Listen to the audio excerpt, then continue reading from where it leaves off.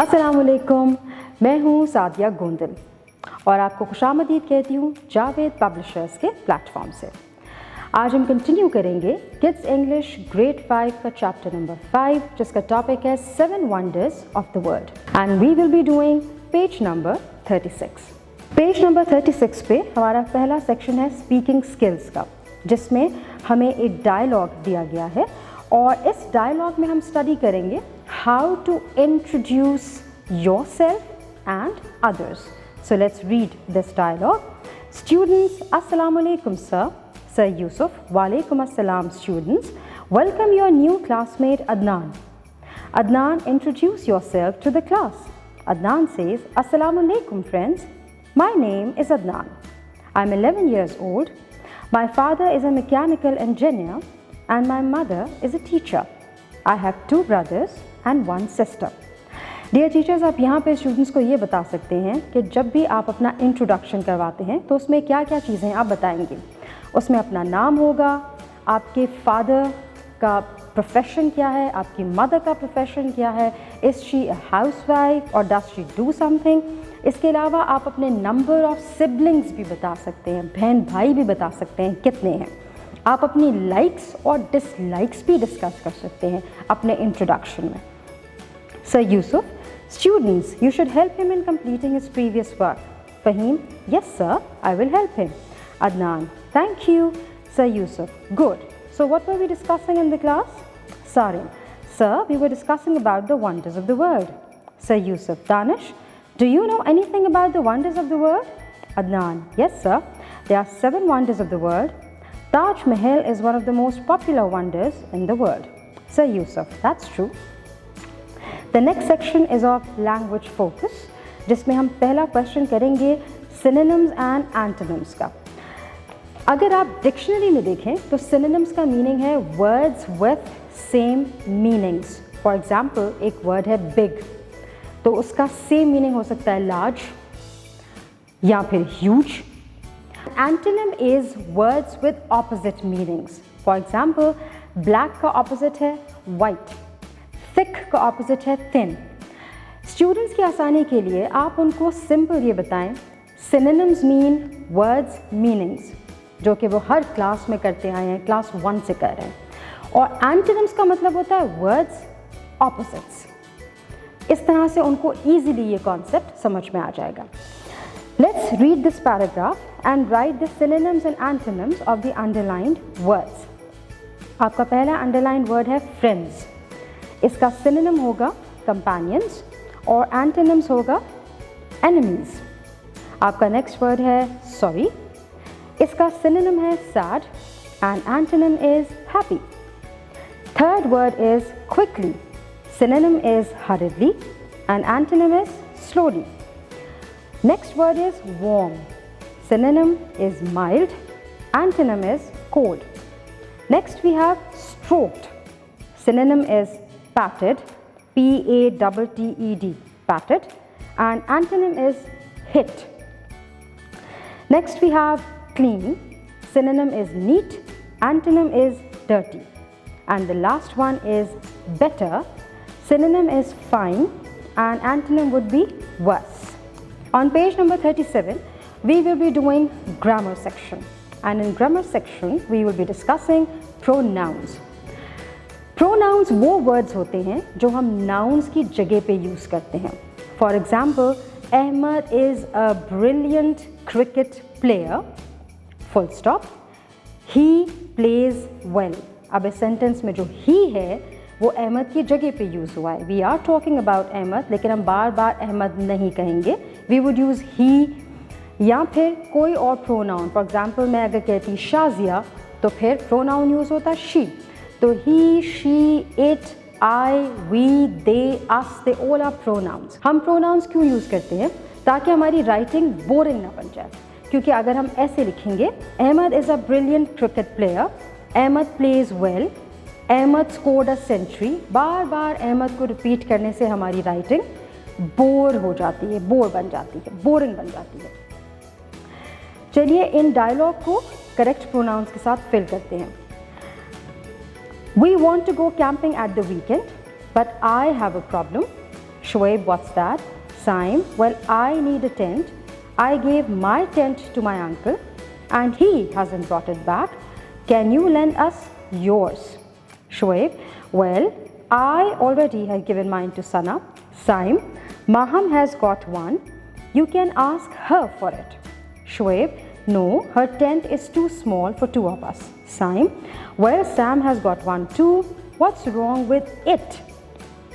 Shoaib, oh no, it's terribly old and lets the rain in. Saim, all right, Sana will return me the tent tomorrow, then you can take mine. Shoaib, oh, I will, I promise. So now we will be doing be, do and have as main and helping verbs. First of all, what is a verb? Verb is any action. For example, eat, drink, sleep. Now we will discuss that verbs has two types. और वो types कौन सी हैं? Helping verbs और main verbs. Main verbs आपके action को identify करते हैं. वो action हो सकता है walk, sleep, और helping verbs आपके tense को identify करते हैं. और helping verbs हैं आपके is, am, was, were, has, have, had. जब आप ये हेल्पिंग वर्ब सेंटेंस में यूज़ करते हैं तो हमें टेंस का पता चलता है कि इज़ इट प्रेजेंट, पास्ट और फ्यूचर. लेट्स सी कि अब बी, डू और हैव को आप एज मेन वर्ब और हेल्पिंग वर्ब कैसे यूज़ कर सकते हैं. सबसे पहले सेक्शन में हमारे पास आ रहा है डू एज मेन वर्ब. अब डू की हमारे पास दो और फॉर्म्स हैं, does and did. So it's like do, does, did. जब हम डू, डज और डिड को एज मेन वर्ब यूज़ करते हैं तो हमें ऐसा ही लगता है जैसे डू एक्शन है. फॉर एग्जाम्पल, यहाँ पे आपके पास दो तरह के सेंटेंसेस हैं, एफर्मेटिव और नेगेटिव. एफर्मेटिव होते हैं पॉजिटिव सेंटेंसेस और नेगेटिव सेंटेंसेस वो सेंटेंसेस होते हैं जिनमें हम नॉट का यूज़ करते हैं. एग्जाम्पल है हमारे पास, Ashir does a lot of work to help the poor. यहाँ पे does as main verb use हुआ है, जो कि हमें ये बता रहा है कि आशिर डज, जिसका मतलब ये है कि आशिर वर्क्स अ लॉट. यहाँ पे डज किसके मीनिंग में यूज़ हुआ है? वर्किंग के मीनिंग में यूज़ हुआ है, इसलिए इसको मेन वर्ब समझेंगे. आपके बिल्कुल साथ में डू एज हेल्पिंग वर्ब जब यूज़ हो रहा है तो यहाँ पे नोटिस कीजिए कि जब भी हम डू, डज और डिड को एज हेल्पिंग वर्ब यूज़ करते हैं तो वो नेगेटिव सेंटेंसेस में यूज़ होता है. जैसे कि आपके पास एग्जाम्पल है, the employees do not waste their time.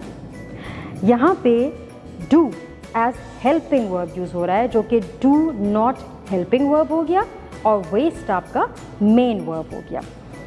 Next section discuss करते हैं be as main verb. Be के आपके पास फॉर्म्स हैं am, is, are, was, were. जब आप बी यूज़ करते हैं एज मेन वर्ब तो आपके सेंटेंसेस होते हैं सिंपल प्रेजेंट या सिंपल पास्ट टेंस. इसकी एग्जांपल देखते हैं, the students are in the class. यहाँ पे जो वर्ड आर है वो आपको ये बता रहा है, मीनिंग ये दे रहा है that the students are sitting in the class.